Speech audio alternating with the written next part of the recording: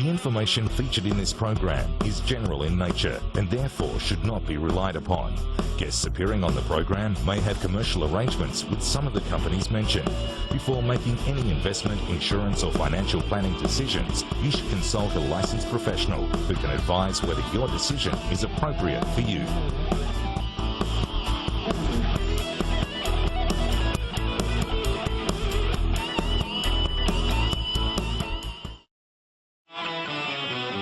Now, Property Monday continues as Margaret Lomas and her team answer all on Your Money, Your Call.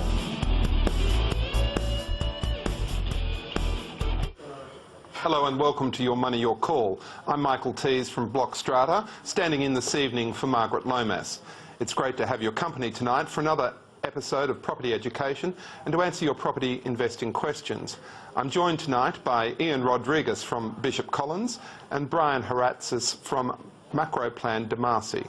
As always, you're invited to join the discussion, either with a comment about our discussion topics, questions of your own, or just to get some guidance. So get to the phones now and call us, if you will, on 1300 30 34 35 or emailing me at property@skynews.com.au. Gentlemen, welcome to tonight's program. Thank you. Michael. Well, with the sad events in Europe, France in particular overnight, it is of course a traumatic time for so many people, and it will have an effect on our investment scene, won't it, Brian? A very big effect on our investment scene. Obviously confidence has been hit markedly in Australia, as it should be. It's a world event. It's as significant as 9/11. And we're seeing the flight to safety already. Is that right? That's right. What's happened today? Well, today we've had a number of phone calls from our major investors and perhaps some of the major development companies that we work for. And interestingly, some of them had been making decisions over the last few weeks, beginning to think about shifting properties on, for example, even development land, and actually making decisions today to actually shift on to reduce their risk profiles. Is that right? Well, it's a very immediate response to the issue.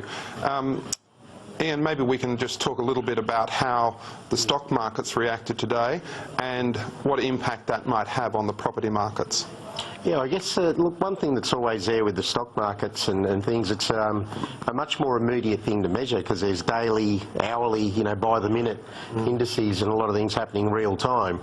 But, when you track back through the history of the markets, and we've got this wonderful chart in our office, and it sort of tracks what the markets have done every time there's a major world event, a war or a crisis, and there's so many. When you look back, you tend to forget the sum that have happened even in the last 10 years. But when you start to plot it, it seems to be these things. The markets react and then they recover, and there was a thing called the GFC, and the market sort of... I recall that. I recall that. I know, so... Look, whilst that is my bank. Whilst these things are, traumatic for people and the events, and confidence is a big one. I think that is that's something that flows into the thinking for quite some time. There's the immediate reactions, but then the confidence flow-on effect happens for quite a while. Brian, property, of course, is a defensive asset strategy, and it's meant to behave in a, I guess, boring sort of way relative to... predictable is a better word than the volatility that Ian was talking about. I guess we're going to have the debate now, stocks or property. That always comes following one of these sad world events. How do you respond to people's concerns about whether they should be in one or the other at this time? Well, this is a little bit different to other impacts, and the reason for that is we've had very significant impacts in Australia in terms of globalisation, particularly offshore buying. Now, interestingly, in the offshore buying, what we're seeing, of course, is what I would call a secondary reaction. So what we're thinking and what we're seeing already, for example, with the Chinese buyer, which has been strong, softened out a little bit over the last 6 months or so, but actually still strong, we believe there'll be a secondary impact, and that secondary impact, in fact, will be very positive. That's interesting. That's right. And that'll be on top of the local impacts, which we think will be quite substantial, given the prudential controls that have been put in place by the RBA, which have really knocked investors for a six. They've really been, they've worked. And so we're thinking this might be the antidote. I want to talk a little bit about that, Ian. I'll come back to you in a moment. But on this prudential requirement, I think that's one of the great sleepers of the recent property news cycle. People have been very focused on interest rates, been very focused on the hot market in Sydney. But I think the real action, and I'm pleased to hear you say this, has been in the prudential restrictions in place by the RBA on the banks. Can you just explain for our viewers in perhaps retail terms how that's what's happening, why is it happening, and how is it impacting on people? Okay, so the Reserve Bank really wanted to slow down total investment in property, and in the doing of that, the view was the property market is not hot everywhere. So the way to do this is to in fact target individual sectors, specifically the investor sector, which had really increased its market share of new loans up to around 35%. Now, if we look 10 years ago, we'd be talking 15%, and on average we've been talking in the 25s. So investors had really become a hot market, particularly in Sydney. Now the issue there was, how do we target just one group? And what do we do about that? And if we used interest rates, of course, that's a very blunt instrument. We all pay, and that's not what we wanted, particularly in some... We all don't get the returns in the case of the self-funded retiree. Well, that's absolutely right, which is a big problem. And so the Reserve Bank, whilst they don't have a lot of instruments available, can jawbone, and they jawboned. And so the prudential issue is in terms of the amount of deposit that's required, the amount of collateral that's required, and in the doing and in the raising of the deposit rates. And so for example, at the moment, the average investor will now be paying a 20% deposit. It was 10, and for the good investors it was 0. And of course, the small doc loans, and we all know what happened with those last time. You're saying it'll now be 20% regardless of collateral security? No, it'll max out at 20 with collateral that can actually make the benchmarks. But in terms of below collateral, so in other words, you need benchmark collateral. Now the issue is, if you don't have benchmark collateral, you'll be going to a third-party lender, and you'll be paying higher interest rates. So you're actually going to cop it both ways. And there's been an immediate impact on the investor market, and we've seen reductions in the size of that market in the 20% already, and we're expecting that to continue. Now, just to put that in perspective, the Chinese market in Sydney at the moment is around 25% of the investor market, so it's 20% of 75% of the investor market. It's big, and so last weekend we saw the auction results, and that's an immediate reaction to not as much pressure in the marketplace for immediate sale. So it is interesting then to consider that in relation to the issues in Paris, where all of a sudden we're confronted with a flight to safety. We all want to move back to safety, but we have these prudential controls. Will we, for example, try and sell shares? I mean, almost invariably that will happen, but for how long is the question? Correct. Yeah. And then would there be a secondary impact in the Australian share market as a result of that? Most probably there would be. Yeah. So this is these are very unusual market conditions at the moment. Very unusual indeed.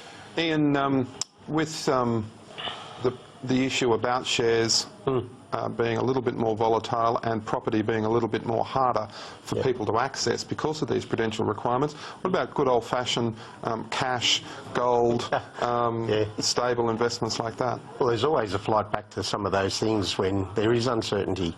But the money's there. I mean, as the pool of money's there, it's just really where it's going between. So if you're having money withdrawn from a market and money into a certain investment class and topping up others. But look, I don't think it'll be anything surprising. You know, Brian's got some very good points. It'll be interesting to watch. There's so many more international and global factors that play on our markets. But the underlying investment for people to get into shares or property, mostly for our investors over here in Australia, and retirees, they're very long-term investments. So I think the need to react so quickly from a long-term investor point of view probably isn't too much to worry about. All right. Well, we have our first caller on the line. We have Margaret calling us, I think, from Brisbane. Is that right, Margaret? Hello? Have we lost Margaret? All right. Well, Just while we're having some technical issues and get Margaret back on the line, let's go to a short break. When we come back, perhaps you've got a question of your own about buying an investment property, and both of my experts tonight, Ian Rodrigues from Bishop Collins and Brian Haratsis from MacroPlan and Ian, will be here to help me answer your questions. So give us a call now on 1300 30 34 35 or email property@skynews.com.au. We'll see you shortly.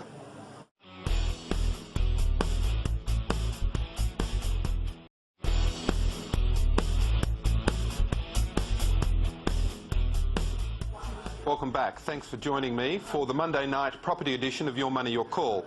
I'm Michael Teys from Block Strata, standing in tonight for Margaret Lomas. Joining me on the show is Ian Rodrigues from Bishop Collins and Brian Haratsis from MacroPlan and Ian.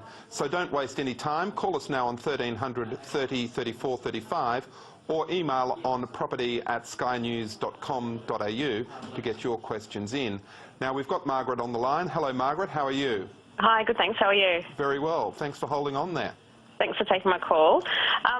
Look, I just wanted to ask, I want to spend around $350,000 for an investment property in Brisbane. I'm thinking of an established property.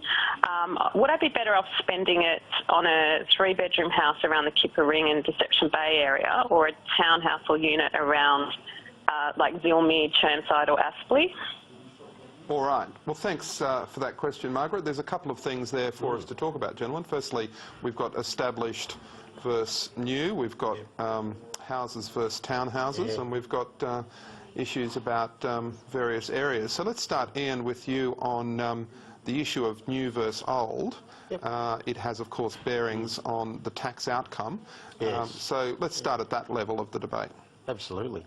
Look, I think, Margaret, the key thing I like to hear is that you're looking outside of your own backyard to invest in. I mean, I think that's a good thing. Sydney's a nice backyard, but look, you're looking for where the right investment is rather than the area you know, so that's a good thing.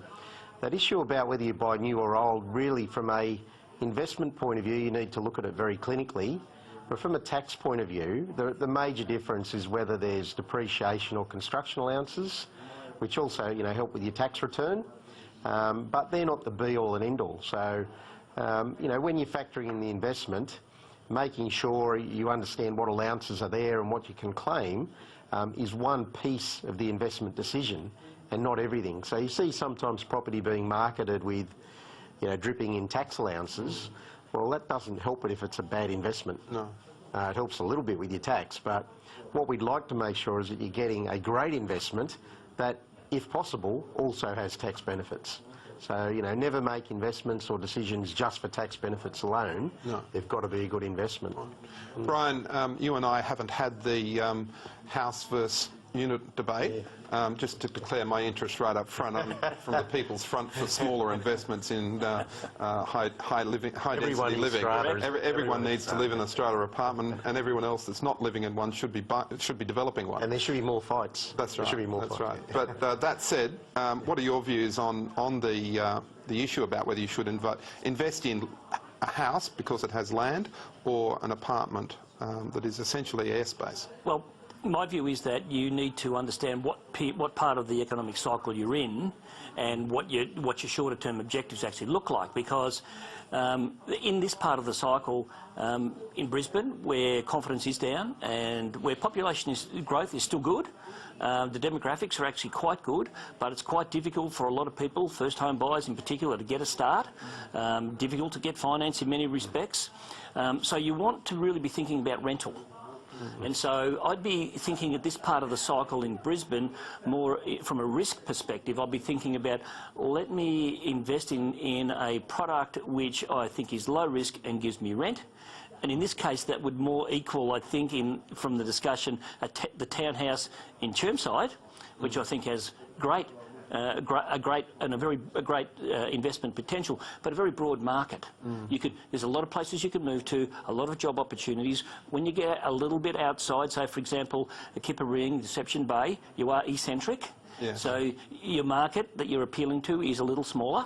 And I would also think that you would probably have more potential for rental growth in an area like Chermside. So for me, it's not land or apartment or strata. for me, it's a risk assessment. Yes, yes, good. Well, Margaret, I was in Brisbane on the weekend, and in fact I was at Chermside. I like it. There's a lot going on there. There's apartments everywhere, and that, I think, is a good thing. It's like petrol stations all congregating on the same intersection, and fast food outlets becoming a hub. I think it's becoming a really interesting place for people to live. There's, of course, enormous facilities in terms of retail and services there. And there seemed to be, to me, a lot going on, and that area was becoming very interesting. So I hope that that helps. It certainly, I think, bodes well that our commentators tonight join with me in sharing those views. Whether it's a townhouse, whether it's an apartment, or whether it's a house indeed, you need to do all your due diligence first. And that's not just about where you're investing, but it's about what you're investing in. Be wary of building defects in new off-the-plan sales, off-the-plan and new apartment buildings. Something that's 2 or 3 or 4 years old might have the problems ironed out in that regard, but you should assume on the way in to anything new that there will be building defect issues that need to be resolved. So be careful about the quality of the developer that you're dealing with and their track record. Ask to be told what they've done in the past, and also probe the work of the builder, not just the developer, if it's being built by somebody else. But that should help you, I hope, make a good investing decision. Now, we're talking about risk tonight, Ian, and in terms of property then, if we come to issues about having decided how much of a portfolio is invested in shares and how much is invested in property. Within property, of course, there are many different paths that people can go down. Shane Oliver from AMP Capital today was talking about the attractiveness of commercial unlisted property trusts. I thought you might just take a moment tonight to explain to our viewers, firstly, what is that, how do you access that, and perhaps some of your own experiences about that particular type of product. Yeah. Look, I think the investment landscape has been quite wide for a long time, and whilst the focus for a lot of people is around residential property, people buying property directly, there is a whole world of other options out there, and commercial property's been one that investors, as they get more confidence and more sophisticated, begin to understand. Again, it's a very different investment to residential. For some people, it's all too risky and it's a very different beast. You know, you have a long-term tenant, they can move out. But for people who understand, you know, property investment in a wider spectrum, there are some big pluses in terms of, you know, the rental is gross, you know, all the outgoings are paid for by the tenant and those types of things. And the world sort of grows from there. You know, you can do it small scale, you can do it much bigger scale. But the bigger thing that I think the marketplace people are starting to realise is that, you know, if you enjoy the hunt, if you enjoy going looking for a property and you enjoy renovating it yourself and all that, that's fine. But I've had, you know, people saying, well, I want to go and spend some holidays renovating the property, but I'd rather, if you're looking at it as a pure investment, you should be able to afford that to be done. So when you're looking at property for a commercial point of view, everything's looked after, everything's done for by the tenant. There is nothing more to do. You can do major extensions or renovations, that's all part of the deal, but it isn't a hobby thing, it is pure investment-based decision. Yeah. Brian, what sort of numbers can investors be looking for on a good unlisted commercial property investment? Well, they should be looking for in the 7s and 8s. If I looked at some of the better, say, shopping centres that we would be dealing with at the moment, they're in the high 5s and early 6s. If I'm looking in the commercial, the office floor space, we're looking in that 7s to early 8s. That's transactions in the $2 to $10 million bracket. But one of the things, particularly with commercial, with listed trusts at the moment, you need to be careful, because as yields compress, when you're in an economic cycle and yields begin to compress, the issue is, in the long run, the yields will all come back to a long-term average. And of course, the problem for that is that with that is that you get into an unlisted trust, and if it doesn't have a broad enough asset base in that unlisted trust, if the yields start to blow out, you can have a problem in being able to sell the property effectively or to keep cashed up. Now, I understand where Shane's coming from today, but again, I'm a risk-averse property investor myself, my views would be in a period of yield compression, do your due diligence and make sure you're buying well. And if you're buying the sort of numbers I'm talking about, you'll be okay.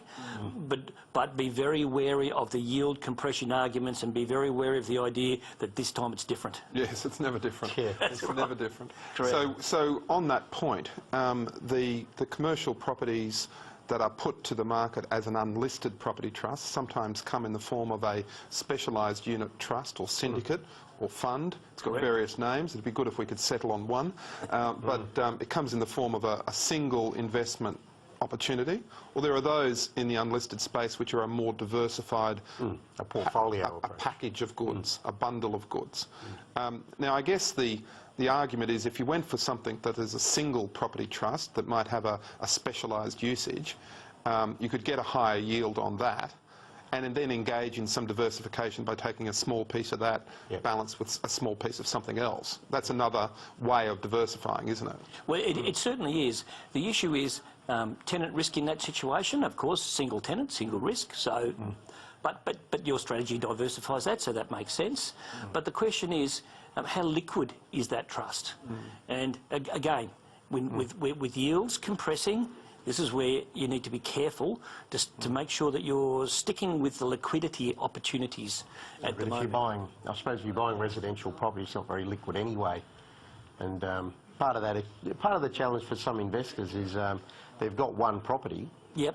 And it's in their super fund and they're coming up to retirement and the rentals aren't quite enough to even fund the proper pension, and they're faced with selling down. Now, if you've got one asset, that's a real problem because they then can't meet minimum pension requirements or their cash flow requirements, and you can't sell like the bedroom and the kitchen. So they're the things I think as people you can. Michael at Strata, but I'll Strata anything. But I think this is an interesting debate because Brian, you're advising the big end of town. You're a property economist, and you're advising the big end of town. Ian, you're at the coal face with real people like that are investing and doing things and are going to make investing decisions. So it's a really interesting debate between two ends of the spectrum. Just coming back to that individualised and specialised commercial property. Ian, you're involved in some self-storage facilities. That's an example, isn't it, of a specialised product that's finding favour, I think, in the property trusts because it is showing a higher yield, and I should imagine is very attractive to some of your self-funded retirees who just can't get what they need from the banks at the moment. Yeah, I guess, look, we don't really see it as investing. You know, you're looking at a choice to either invest directly in property yourself, go and find a residential property and pick a street and all of that and deal with the agents, or when you look more widely, I take Brian's point, when you buy a commercial property, you might buy one for $5 million, you've got one tenant. You've got major tenancy risks that you've got to factor into that investment decision. One of the reasons why we've gone with self-storage is you've got 600 tenants. Every month, 30 move out and 30 move in, and they come in at a higher rate. So there's a lot of things about that asset class that I like, but that's another story for another day. But I think the choice is, when it comes to looking at those and liking them, I can't afford a shopping centre or a whole facility. I mean, some of these assets are, $10+ million. So the ability to put in an unlisted trust is a great opportunity for people to buy a chip of it. Another way to play. All right, well, a great night so far, and we've got much more for you coming up. We'll take a short break now, but when we come back, if you've got a question, call us to join the queue on 1300 30 34 35 or email property@skynews.com.au. You never know, you could win the question of the week. We'll be right back.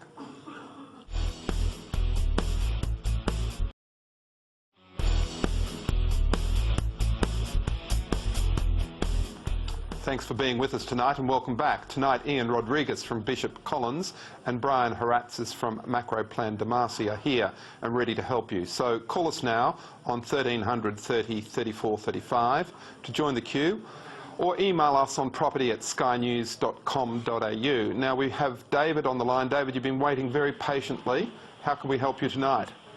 Oh, hi, how are you going? I'm a self-funded retiree. I've just turned 65. I have two Thank you very much. I have two investment properties, one at Engadine in the Sutherland Shire, and I have another investment property at Kiama on the New South Wales south coast. They're both fully owned outright, and I want to know which one I have to sell. I'm not forced to sell. The one at Engadine is worth about $900,000, and the one at Kiama is worth about $700,000. I get $650 a week for the Kiama one and $700 a week for the Engadine one. I'd just like your professional advice, because I love the show, I love your work. Which one do I keep and which one do I sell? All right. Well, thanks, David. Before we get to the choice between Engadine and Kiama, Ian, I'm interested in your views on a gentleman, and David was kind enough to share his age with us, a 65-year-old, pretty intent on selling something by the tone of the question.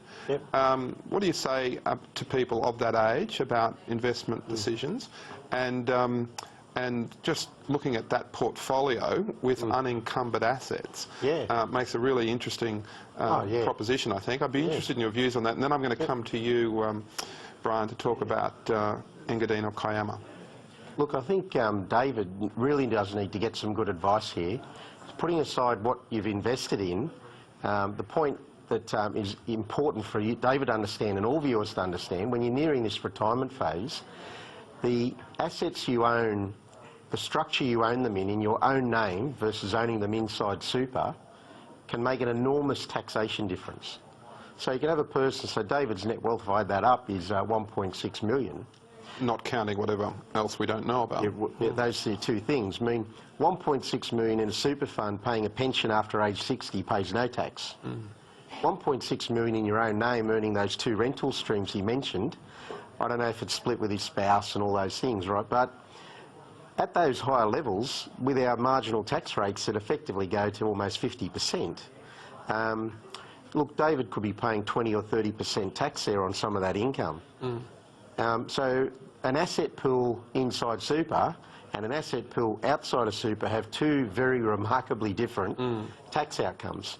And it gets worse when you start to think about the capital gains tax. Now, his investment decision is going to be really based on income, but more importantly around capital growth. And is it too late for David to do anything with these particular investments if they're not in his super fund? Well, it's impossible to move residential investments, those particular ones, into super. So to access a better tax environment, he'd be selling both, perhaps, and redeploying that money through super fund. Quite possibly. You've got to look at capital gains tax. You've got to look at how to minimise that.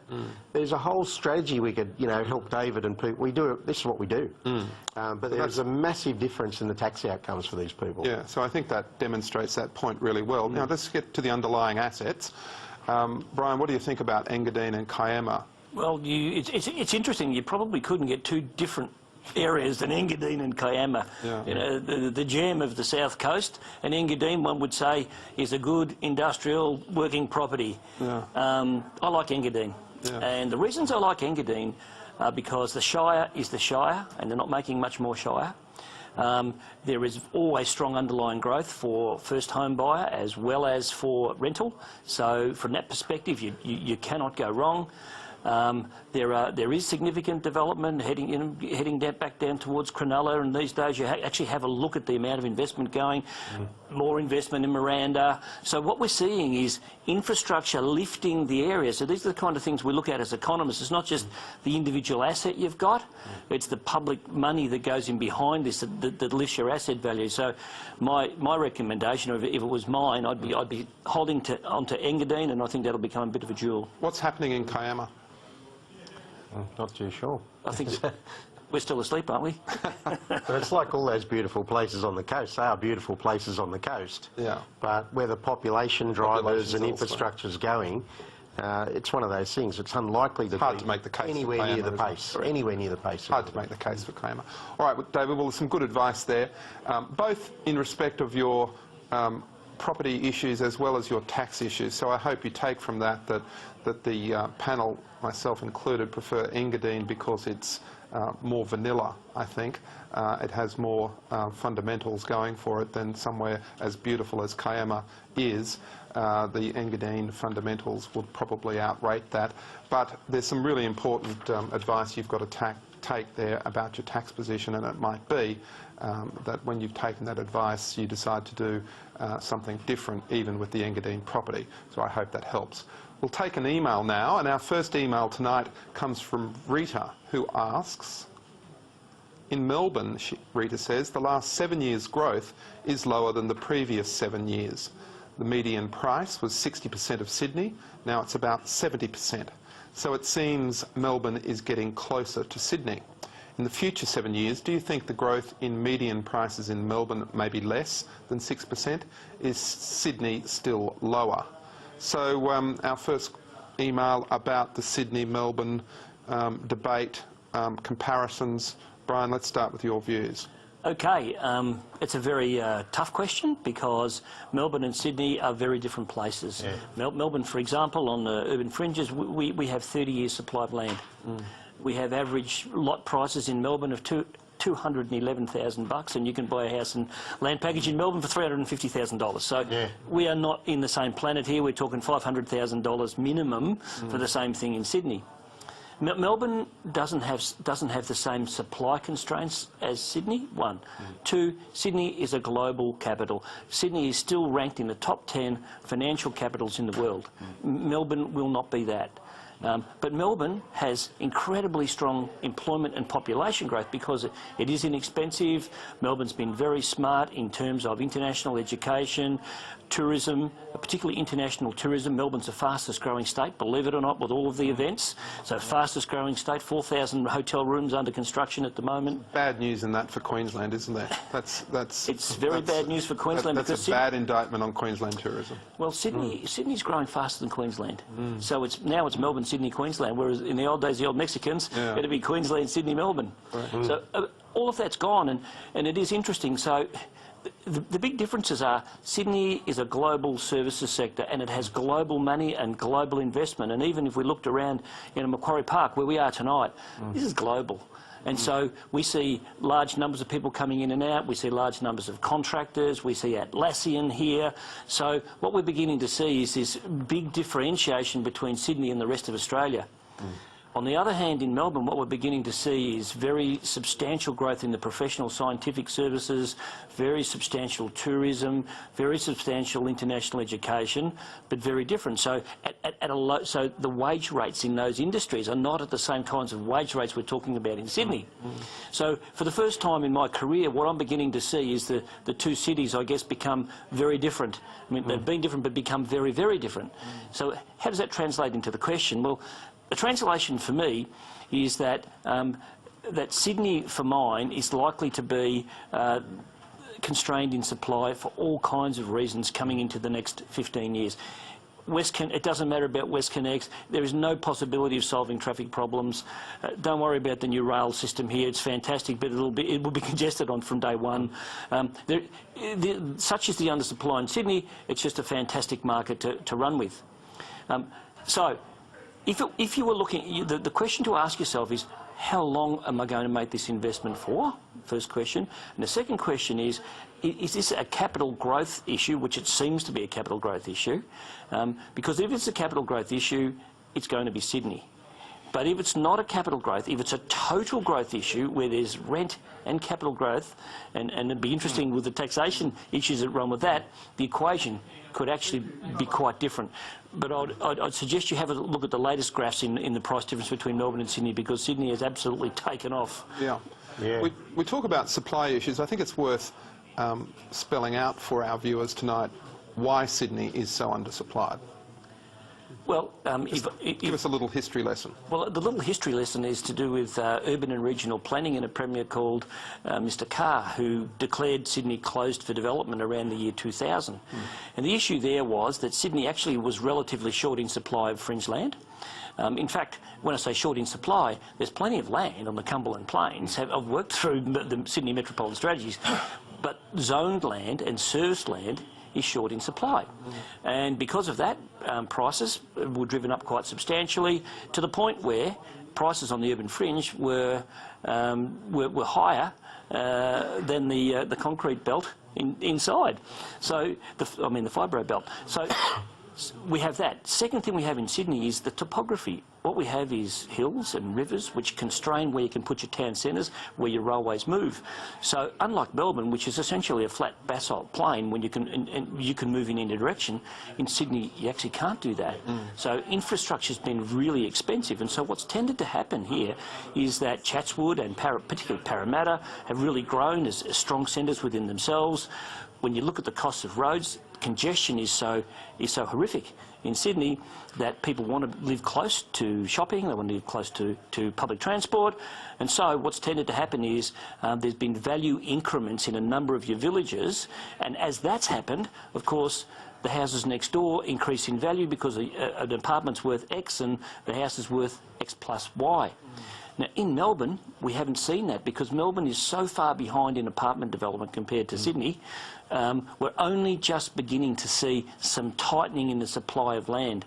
Melbourne's only just believe it or not, Melbourne has only just implemented height controls. Yes. We don't even have FSR, floor space ratios, which is part of your business. Yes. It's ironic, isn't it, that Melbourne's only just getting onto units, yet there's such oversupply looming in some Melbourne apartment markets. Oh, absolutely, absolutely.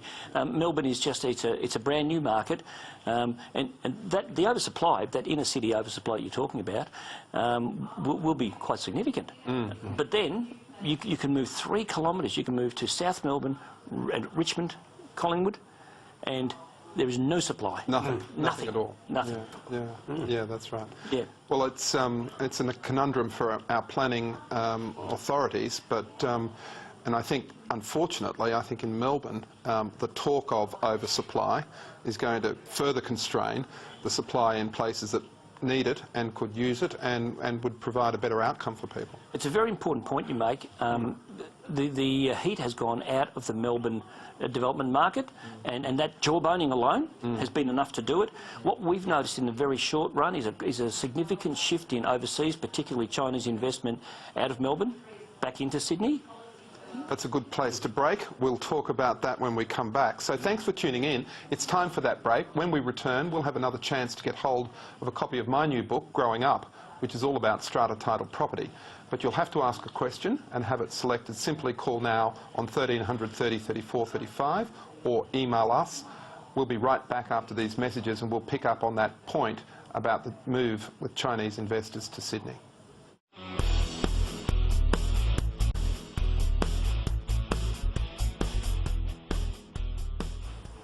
Welcome back to the Monday night property edition of Your Money, Your Call, where we're now taking your calls and questions for an hour and a half every Monday night. I'm Michael Teys, and joining me are Ian Rodrigues from Bishop Collins and Brian Haratsis from MacroPlan and Ian. I'm sure you also have a question for us, so grab the phone and dial 1300 30 34 35 or email us on property@skynews.com.au. The construction of apartment buildings in Sydney over the next 2 years will likely keep pace with previous activity levels, according to a new property report from property services firm JLL. The Sydney Apartment Market Indicators report predicts that 61,000 new units could be completed over the period.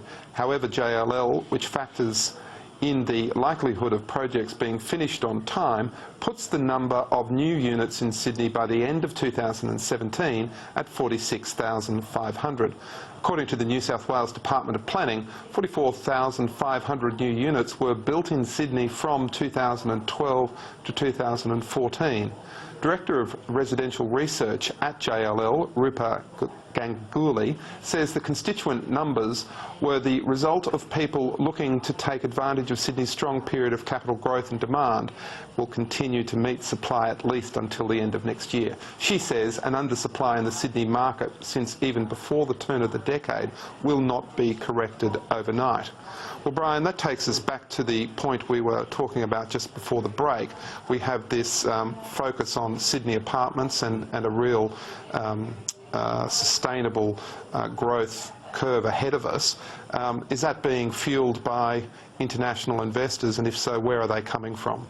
Well, it is being partly fuelled by international investors, but there's an interesting economic geography question here. And one of the things that's begun to happen in Sydney, and Melbourne's way behind in this, is the suburbanisation of apartments. Now, if we just take a drive down Parramatta Road, what we'll see is apartments. Yes. And we've never had that in Sydney, not to this extent. And Canterbury Road is the same. You head down Canterbury Road now and you'll see the apartments beginning to pop up. And of course, those two corridors have both been upzoned. And so one can expect to have a significant number of apartments in those areas in the next 5 to 10 years. Now, the reason I mentioned the economic geography and the change in economic geography is because international investors, by and large in Australia, are interested in central cities or inner city locations. And the reason for that is the areas they come from and where they invest in their own countries is mainly central city. And so what we're beginning to see is a different flavour in investment, where the suburban investment are either owner-occupier or mainly Australian domestic investor. Very different. And so one of the interesting points in this is that, from the discussions I've had and the client base we've got, is that the Chinese investors are actually, for example, liking that because the actual supply in inner Sydney and central Sydney is not that great. Yeah. So the underlying price floors are very, very good, very strong. Whereas compare that to Melbourne, where there's that oversupply in central Melbourne, and the price signals are not good. Rentals softened, although they're beginning to harden a little bit right now, but they did soften quite substantially for maybe 24 months. So when we begin to look at the markets, there's an economic geography question to ask as well as just an overall number. The suburbanisation of apartment buildings, I like that. Yeah, put a TM on that. Well, I think that point, the point Brian makes quite well, is like, you know, people talk about the Sydney market, the Melbourne market. Within the Sydney market, there's a whole range of markets. Correct. Ian, I wanted to get your views on Gosford. I was there last week doing some business, and again, you know, delighted to see apartments and some different type of development, some really intelligent sort of medium density development happening there. Yeah. How do you think that the Central Coast will benefit from the boom that we've had in Sydney? Well, I think it's one of those things. It's that ripple effect. So classically, as the city grows, it's sort of the next suburb over becomes the next thing. And really, when you run out of those suburbs, there's a massive green belt between Sydney and the Central Coast that probably will never be built on. The transport link between the two is very strong. The railway line, the M1, exceptional road and exceptional rail link. And there's an active population that commute down that realise, you know, it's interesting. I talk to people who live in Sydney, and I talk about the commute to work, and in Sydney, it's horrendous. You know, like some people are saying, it can take them an hour to get to work. We have staff that are happy to get up to our Tuggerah office that live in Sydney regions. It's easier for them to get in a car and drive that way north than get into the CBD. Yeah, it's interesting. So I think it becomes a you know, and to be honest, you know, don't want to tell too many people, I hope. But you know, look, the lifestyle on the Central Coast and Lake Macquarie, where I'm from, I can't speak highly enough of it. I mean, you know, it's the best of both worlds. It's affordable, the lifestyle's great.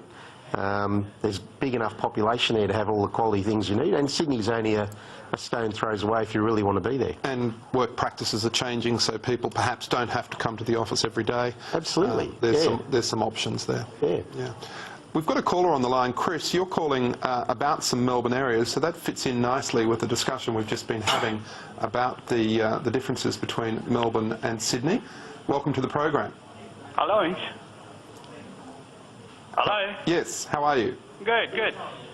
If you're in my position, you have to buy one house in Melbourne, in the suburb, Mulgrave, Noble Park North, Dandenong North, or Noble Park. Which of those suburbs, and you'll buy it today, or you'll wait 12 months later? All right, well, thank you for that question. Brian, why don't you tell us about those markets within Melbourne and your thoughts? Okay, well, they're interestingly different markets, even though they're all clustered on the eastern side of Melbourne. So we've got Mulgrave, which is closer to the Monash area, which is renowned for a lot of service sector. It's industrial, but it's beginning to renew itself with big expansion of Monash University, a large expansion of the Monash Medical Centre with a new children's hospital. So lots of things happening close to Mulgrave. If we looked at Noble Park, relatively inexpensive. So the difference between the two is you'll be buying at a lower price. And so, for example, just taking those two component parts, if you were looking for capital growth, you might be more interested in Noble Park than you would be in Mulgrave. If you're more interested in less risk and perhaps better rental, you'd be looking at Mulgrave. Dandenong North is sort of wedged between the two. It's a better location than Noble Park. It's not as good as Mulgrave. And if you then factored in, for example, the fact that the GMH plant is closing and that the car industry is impacted. In fact, believe it or not, in Melbourne, there's more car industry workers in that area than there is in the sort of famous areas of Broadmeadows and Geelong. So for mine, if it's safety you want, I'm going to Mulgrave because I know that that's a very good area, and I'd be more inclined in Mulgrave to be buying perhaps with a little bit more land than less. And one of the reasons why is that unit development in those locations has been very, very popular, very hot and very underdone. Ian, Chris, in the tail end of that question, said something to the effect, should I do it now or should I wait 12 months? Yeah. What advice do you have generally for people about that dilemma of timing? I guess there's always a reason not to do something. What are those sorts of emotional issues and sentiments that people should regard when making timing decisions? Yeah, I think that's a very good point about people making... Investing is a very emotional decision. It should be clinical, in my view. People need to be very clinical about it, but at the end of the day, you're dealing with people who their comfort level about doing certain things is very, very subjective and very, very individual. So when you're giving people advice about investing, you could put together what you think is the best portfolio for someone, but you really need to come back to what people are comfortable dealing with. Now, we simply find, Michael, too, the situation with advising couples. There can be very different profiles, which is always a good discussion point to have about, what they're comfortable with investing, and there may need to be a middle ground or a different strategy for each of them.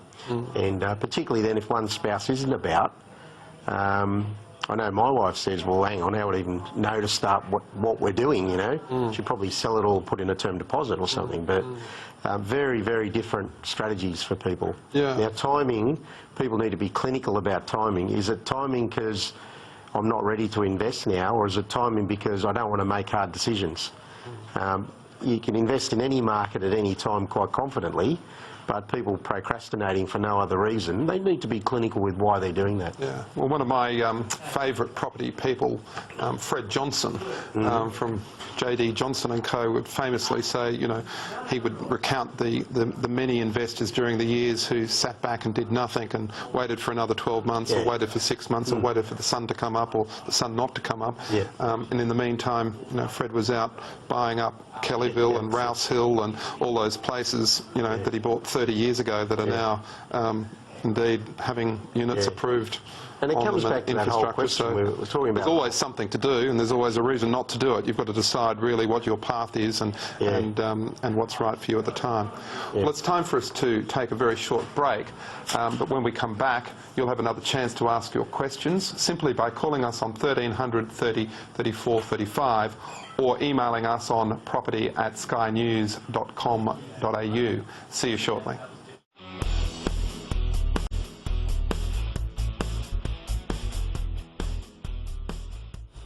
It's great to have your company tonight on Sky News Money. I'm Michael Teys from Block Strata, and joining me tonight on the show is Ian Rodrigues from Bishop Collins and Brian Haratsis from MacroPlan Demarcy.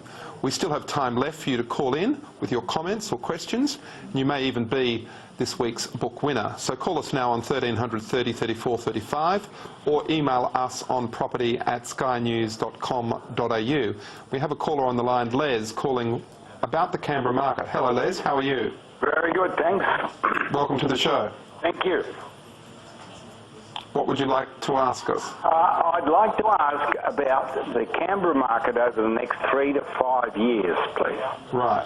And what in particular are you looking to invest in, Les? We were looking to invest in a townhouse. A townhouse in Canberra over the next Preferably in the north side. On the north side. All right. Well, let's start with Brian. Brian, you've been doing some work in Canberra. You were saying to me during the break. Yes, that's correct. Well, it's interesting that you're thinking about the north side. Of course, we've got the new light rail. That'll be heading up Northbourne Avenue out to Gungahlin, and that will fundamentally alter the property market in Canberra. The reason for that is that, of course, I mean, apart from the bleeding obvious, which is theoretically don't need a car, it's infrastructure, and in the future investors, when they see it, will actually take into account the fact that there's infrastructure there, and your property or properties will in fact improve in relative value in Canberra. So that's a real positive. What's the time frame on that light rail development? Well, the intention is that it started in this political cycle, which would be in the next 2.5 years. Okay. And there's been substantial amounts of work that have actually been done. So it kind of fits in with Les's time frame. Well, absolutely, absolutely. And so, it would be a sensible idea to be looking into the northern suburbs, and would be sensible to look for townhouse. And the reason for that would be, well, if you could get walking distance from light rail, and Les, you're looking at 400 or 500 metres, so you don't have to be right on top of it. You could be looking for something a little bit different that will have value that the marketplace doesn't see today. In terms of the market as it's currently running at the moment, the Canberra market is an interesting market because we've had a significant amount of apartment development, as you would well know, Michael. You're probably very busy down there. Yes. There's proposals for a significant amount of more apartment development, so the whole Northbourne Avenue corridor is proposed to be apartments moving into the future. Of course, we've got the City to Lake project which is not underway yet, which is also being mooted, which is a significant amount of apartments, but that's more like a Kingston foreshores, so quite different to the northern markets. But at the same time, we've had a reduction in public servants, so the market softened a little bit. Off the back of that, population growth's dropped a little bit, and that's mainly been off the back of the reduction in employment. My view of the Canberra market is that with the current infrastructure moves, which is the City to Lake, which also includes the new stadium, very strong. There's still strong underlying fundamentals. So the townhouse to the north makes a little bit of sense. I would be thinking that I would be waiting a little bit, and I know we just had that discussion before the break, so I'm interested in this waiting, but my view is that maybe the market will soften a little bit, depending on how real the light rail is. So I think from Les's point of view, if you had kept a weather eye on the market, and when things get to the point where you think they're as soft as they're going to be, that's exactly right. Yeah. And Canberra's a bigger city, of course, but not unlike Gosford and Wollongong in that it has ripple effects because of the Sydney market, doesn't it? And people, I guess, will find themselves perhaps, like my daughter, at university in Canberra, but then thinking, this is an option for me to stay here and live here and raise, have my career here, raise a family if that's what she's inclined to do, because for her, getting into the Sydney market is going to be tough. Yeah. It's going to be tough. So if there are jobs in Canberra and there's a lifestyle in Canberra and there's a suburban, an urbanisation of Canberra, I go to Canberra and I see there's, once upon a time you could only get a coffee at Manukau. Now that, there's coffee shops and precincts in different places. And pretty interesting stuff too. I think some of the Melbourne eateries have made their way to Canberra. Hotel. There's some world class. There's some interesting things that are bringing some life to that place. Yeah, it is. It's an interesting one to observe because some of the sort of major regional hubs outside of Sydney, so if you take Newcastle, biggest employers, sort of health and education and of course mining, things like that, big population, but big industries that drive it. Canberra's got an element of the same thing. Absolutely. It's not dissimilar to a major regional sort of, Called the town. government. Yeah, well, that's it. And the Defence Force. Well, they just made big cuts to them, so, well, supposedly they have. Yeah. The key thing, interesting, that point about infrastructure, because we always say to investors should be looking for where the money's going to be spent for that to drive the capital growth. But there's so many instances where the infrastructure's announced and it doesn't happen. And I'm not saying that in Canberra. I'm just saying there are What do we many do examples. about that? I think that's a real problem for people. Well, I think back to this argument of do you wait or not. Now, there's a point in time where the infrastructure is not announced where the price factors that in. When it's announced, it factors it in error. And when it's actually there, then it factors it in. I think so somewhere in the middle, you're trying to if these governments were running under the compliance regime of a listed company, oh my Lord, we would. They'd all be in jail because they say these things. The market is entitled to some certainty about these things, and the market is certainly entitled to, I think, know that when something's announced, it's not going to be canned by the next government, and that surely is at the heart of why some of these major infrastructure projects are problematic. One of the things I like about Turnbull's ascension is that we have a Minister for Cities in Sydney, so important. Brian, do you think that will help with the planning conundrums and enable government to think a little bit longer term with these infrastructure projects? Look, I think it really will help. Melbourne and Sydney have both taken some very interesting tacks in the last 18 to 24 months. Melbourne, of course, has got its new Metropolitan Planning Authority. I happen to be on the board of that. Sydney's got its new Sydney Planning Commission coming. So what we're seeing for the first time is both state governments taking very serious approaches to implementation, because they're both planning and implementation authorities. Now, we've never had that before. If you put those two things together with the federal government, which actually meant business and not just politics, I think we've got something on our hands. I really think we could have an exciting period coming up. Of course, I'm on your side. It would be nice, wouldn't it? It would be nice. Well, it'd be the first time in my life. But I think there is a real possibility of that happening. I was at a function last week held by the University of New South Wales for City Futures, and the State Planning Minister spoke there, and I think there were a gathering of very powerful urbanists in Australia for that event, and there was a real optimism. I'm getting older and more cynical, but I was really surprised by the optimism for our cities by the people that were there, people that have been professors of universities for decades, very enthusiastic about the stars aligning at last with the politics and the bureaucracy and, I guess, the markets, where people sitting back really thinking hard about smart things to do to make our cities better. It's a novel concept to think that government might be getting out of the way of business or giving it some certainty. And I think that's one of the key things. I know Mike Baird has subscribed to this, that really, if you give business some confidence and certainty, they'll get on with it. Well, it is interesting, isn't it, that Baird and Turnbull seem to have that philosophy, which I think is really starting to make a difference around town. From the real world, the business world. They understand that's how business people think. Well, you can make sure this isn't going to change, and that's the way it'll do. We don't sort of mind what the rules are. We don't mind what the tax system is. Let's just get on with it. Let's get on with it, make it certain. And that sentiment was expressed in relation to my industry, in strata title property, where many of us were there, we're reform fatigued. We've now done 3 different drafts with 4 different ministers, and everyone about tax reform. Everyone was just glad to be getting on with it. But there was this real sense of optimism, I think, and I think some of these planning authorities, if I use that term generally, could make a great. And I go back to Brisbane 20 years ago when Trevor Radcliffe was running the Urban Renewal Authority in Brisbane, which I think had a huge impact on places like Tenerife and the Valley. And I think you go to Brisbane today and you see the impact of clever interface between government and development, big development. Someone that can do a deal with a developer, but also bring the bureaucrats and the politicians along as well. And I think if there's a space for somebody to make those two sometimes quite divergent And also just groups even that see eye to eye.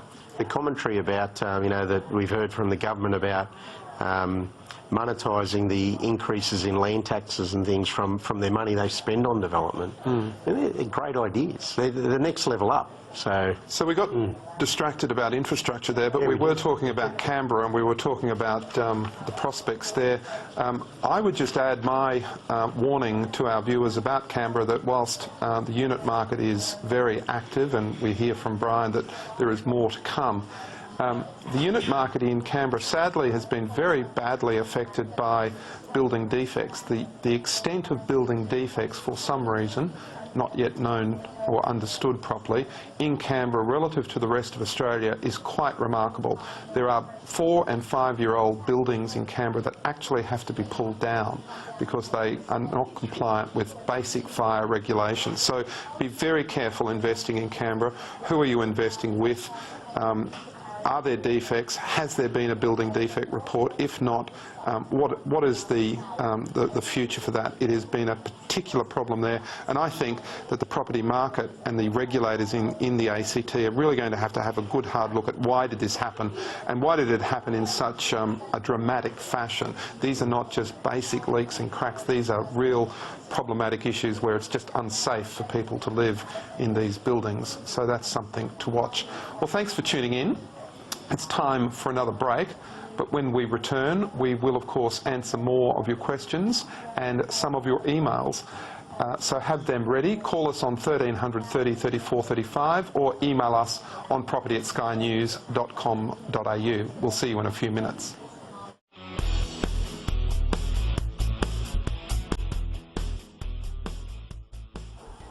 Welcome back to Your Money, Your Call. I'm Michael Teys, and it's been a great night with Ian Rodrigues from Bishop Collins and Brian Haratsis from MacroPlan and Ian Rodrigues. Our lines are closed for tonight, but we have time for these last few questions. Marcus, thanks for being very patient and waiting for us tonight. That's okay. How can we help you? Well, my wife and I are looking at potentially investing into the property market in 2016, and wanted your opinion on 2 to 3 bedroom standalone properties in the Geelong and versus the Bendigo region. All right, well, you've called on the right night because we've got one of Australia's leading experts on property who happens to be from Melbourne. So, Brian, tell us what you think about Geelong and Bendigo. And for those viewers that are not familiar with these places, a little description about each of those cities. Okay. Very different places. So I'm interested in That's the theme of tonight, isn't it? It is. It's like apples and pears, but very different places. Geelong is a regional. It was a regional city, and in the new plan Melbourne, the idea is to become Melbourne's second city. It's got we're talking about 65 kilometres from Melbourne, depending on where you're counting from. About 25% of the Geelong residents work in Melbourne. There's a fast rail to Melbourne. There's a freeway, obviously. So Geelong is actually integrating in the greater Melbourne economy and integrating with the Melbourne metropolitan area. 65 kilometres is just nothing, is it? No. Yeah, no. And whereas we're talking about 130 or 40 kilometres up to Bendigo, it's a beautiful regional town. Actually, I was up there a couple of weekends ago. The central area is its heritage. It's been incredibly well preserved. It's got real restaurant culture, food. So we're talking about apples and pears of the type that are difficult to understand. So part of the issue here is really understanding your objectives. Because, for example, it sounds like one objective might be that you might be wishing to retire and move to one of these two. Might be some mixed agenda there. Absolutely, and living in Geelong, of course, you've got the surf coast you can travel to, and interestingly, the main growth area in Geelong is south of Geelong, Armstrong Creek, which is on the way to Torquay. So you know, I think from my point of view, I know the Bendigo market, and I know it's got an interestingly strong rental component to it, and that's because it's got a reasonably strong tertiary education sector. It actually draws in tertiary education from Mildura, like way north. So it's quite strong from that point of view, and it services the rural areas, and you're starting to see the cash outs out of Melbourne, and of course, just south of Bendigo, you've got Castlemaine, which is a favourite haunt for Melburnians on weekends, a very beautiful heritage town, and prices have increased quite substantially. So you've got the ripple effect happening, but when will it actually happen in Bendigo? Timing. That's absolutely right. Ian, how do you help people when they come to you and they say, I've got an apple and I've got a pear? And sometimes that can be driven by, as Brian alluded to, a love of wine or a love of a region, as opposed to, you know, hardcore investment fundamentals. How do you help people through that investment decision, and what are the sort of things that you would send somebody away to do, you know, if you were giving them a talk about sorting their thinking out on this, because this is quite confusing, isn't it? I think the starting point with us is you've got to get an understanding of people to understand investment. What is an investment? Right back to the basics. Because a lot of decisions get made and people have accumulated and got to whatever point, sometimes without a lot of science, and things are changed and they've done quite well. But when you have a cold, hard look at it and look for what are the best investments and what are the worst, and which ones would you keep and which ones would you change, how much gearing they've got, is there the right balance between things? It is a very clinical business, but if you don't sort of spend the time on educating the reasons why, people don't understand. They got to come on a journey with you to understand. And becoming less, you know, emotional. I read something beautiful the other day about business that said when you're looking at business, fall in love with the problem, not the solution.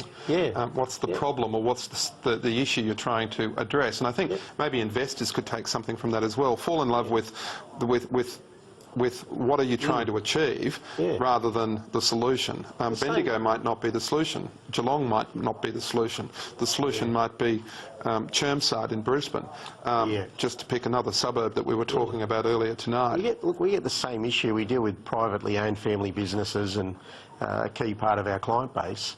But a lot of them, you see them will treat their business as one of the family. This thing that they've grown and created and all that, which can lead to people making very uncommercial decisions. Because how you treat a family member is probably quite uncommercial.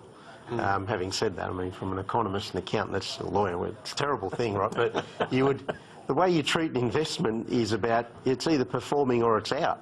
You can't really do that with your kids. You've got to nurture and grow, and you just see that in people's thinking. Until you actually fix that and they realise it, you'll have no luck convincing them. Your reference to children is a great segue to this next email. So let's go straight to that email. Concerns a question from Christopher, who asks, I went halves in a unit with my son 2 years ago.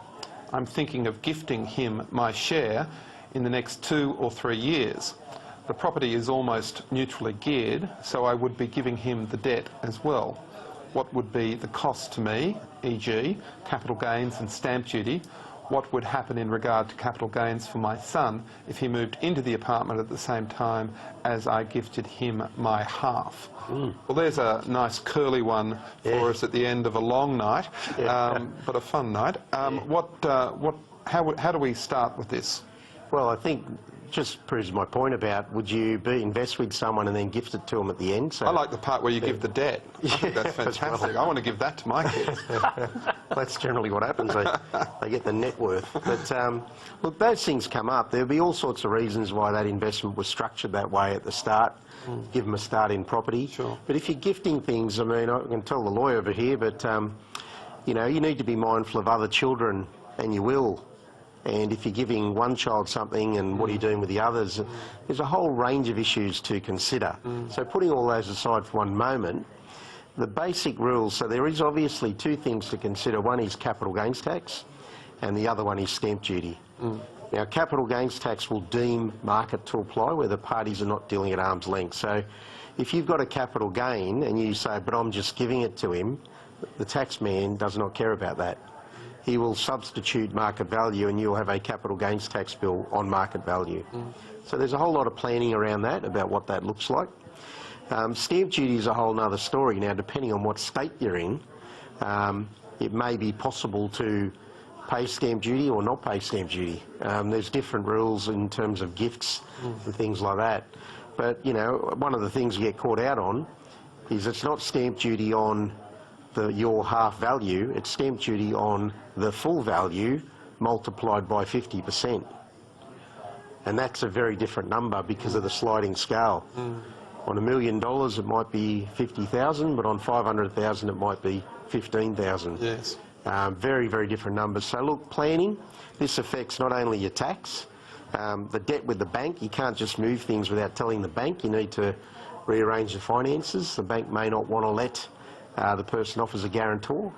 All those things come into it. So taxes, stamp duty, of course, finance, and also estate planning considerations. How much trouble do people get into when they decide to do things, usually with close friends or family, and there's not a clear agreement that deals with how we get out of this if things change? It either goes really well or really badly.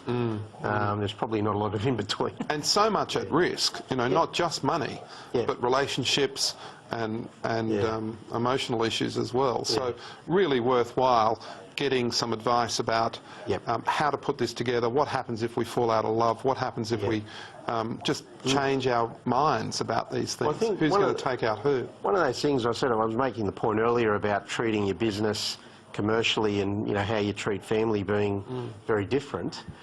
My view is if you're going to do business with family, then it needs to be commercially. Yeah. Because when times are a certain way, everything's good. We don't have that problem. But when things go wrong, it gets even messier because it's not just money; it's now relationships. Yes, that's right. And I think, look, the key thing I've found dealing with privately owned family business, that's one of their strengths and one of their weaknesses. So if you can put that commerciality in it, it is really a big win for all. It is very important, isn't it, that that we get these things right and we think about them on the way in, because everything's right when we make the investment decision. It's no better time to talk about how we deal with getting out of that. Well, I'm sorry to say that we've run out of time for this evening. My thanks go to Ian Rodrigues from Bishop Collins and Brian Haratsis from MacroPlan and Ian for their contributions tonight. I've really enjoyed the conversation, gentlemen, and thank you for your participation. Margaret will be back with us shortly. Thanks also to our callers. This week our question of the week goes to Les, who asked about the Canberra market. Please send me an email on yourmoneyyourcall@destiny.com.au and we'll make sure that you get your book, which I hope will help you with your investing decision in apartments and make working with your body corporate a bit easier for you. If you're an investor looking for the latest insights into strata properties, follow my blog at michaelteys.com. There you can subscribe to my newsletter, Level Headed, and get in touch with me about your strata questions. Thanks for being with us. I'll see you again next week. The information featured in this program is general in nature and therefore should not be relied upon. Guests appearing on the program may have commercial arrangements with some of the companies mentioned. Before making any investment, insurance or financial planning decisions, you should consult a licensed professional who can advise whether your decision is appropriate for you.